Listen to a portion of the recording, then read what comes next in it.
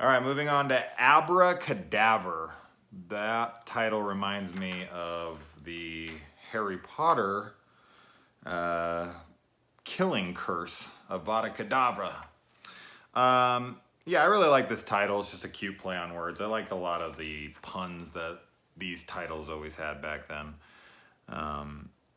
The Crypt Keeper is very punny, so I like that the titles stick with that theme. So this one stars Beau Bridges, and the opening, I'm not sure why the opening of this is black and white. I guess that's just because it's a flashback, but it doesn't really fit for some reason. I'm not exactly sure what the choice was on that being black and white, but we start with this fantastic prank. I mean, it's a fucked up prank, there's no doubt about it, but I mean, as far as pranks go, this would be one hell of a prank, you know, having someone come down into the morgue and having, you know, people in there playing dead bodies and then having them come to life on him. And he has a heart attack, and I think that a lot of people would. As I said, it's a cool prank, but at the same time, it is so fucked up to do to somebody. So he then has a heart attack, and this cripples his hand, and his brother becomes the big hot shot. I don't know how many years later this is supposed to be taking place, within like 5, I think. But his brother's the big wig now, and he was, you know, Beau Bridges was the genius who had lost his career because of his brother, and he spent all of his time trying to prove that he could reanimate somebody from the dead, because he thinks that brain function goes on much longer than we remember, or that we think. There's this really stupid part when he brings his brother down, and I guess this really could be explained away because what he's doing to him is all a big joke, practical joke as well. But when you see it in the episode, it's ridiculously stupid, and it's like this really high-tech computer, and he presses a button and the whole front of the computer opens, and inside of it, instead of like, you know, computer parts, there's voodoo stuff, and you're like, why is there voodoo stuff inside a computer?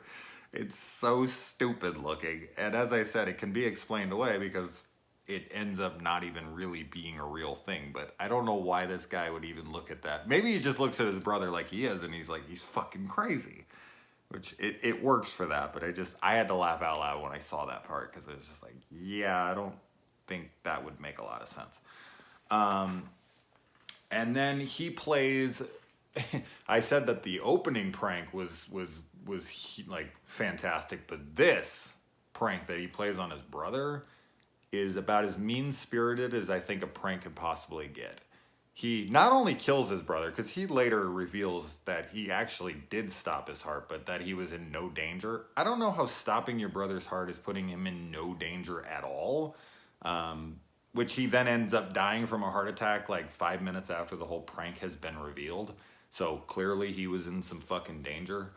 But the fact that like he drugs his brother, stops his heart, and then his brain function continues so that he can play this massive prank of sticking him on a meat hook and cutting into his head and all this shit. And then the guy finally, like, as it starts to wear off 3 hours later, even though he feels like it felt like days, he comes out of it. And when it's all revealed to be a big joke, he actually is like, laughs, and then is like, you know, like, yeah, you've proven me wrong. I was the skeptic. I'm not now, and I'm proud of you. Who the fuck would go through this hell of thinking that you are dead and in a meat locker hooked up on a thing and had your brain opened up and all? After days of this horrible torture, mental torture, he just comes out of it and laughs and is like, good one, brother. I mean, this guy is one hell of a practical joker if his brother is that cool with something this fucked up. And then the worst fears come true of what he thinks was happening the whole time then ends up being a reality, because he then dies and his brain function from this voodoo fucking juice that he's shot him up with keeps his brain activity going, and he can feel everything. So he has to feel his own autopsy, which, you know, being a person that has thought way too much about death in my life, I have a horrible fear that when you die, we don't know what happens clearly, and one of my big fears is that you're going to be trapped in this, for how long I don't know, but could you imagine, like, if you died and you were still conscious but you couldn't move and you were just paralyzed, and you felt your autopsy, or at least you could see it to an extent, and you got thrown in a coffin and you were just sitting there and you could watch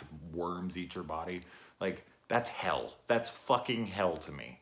And so thinking that even a possibility of any sort is terrifying to me. And this episode reminded me of that. This is a fun episode. It's one of those ones you just kind of got to turn your brain off, which is a majority of these, but I had a good time with it, and it's always good seeing Beau Bridges. I wish he would have got more work. His brother got, obviously, the lion's share of the work in Hollywood, but Beau's also a really good actor. So, all right, moving on.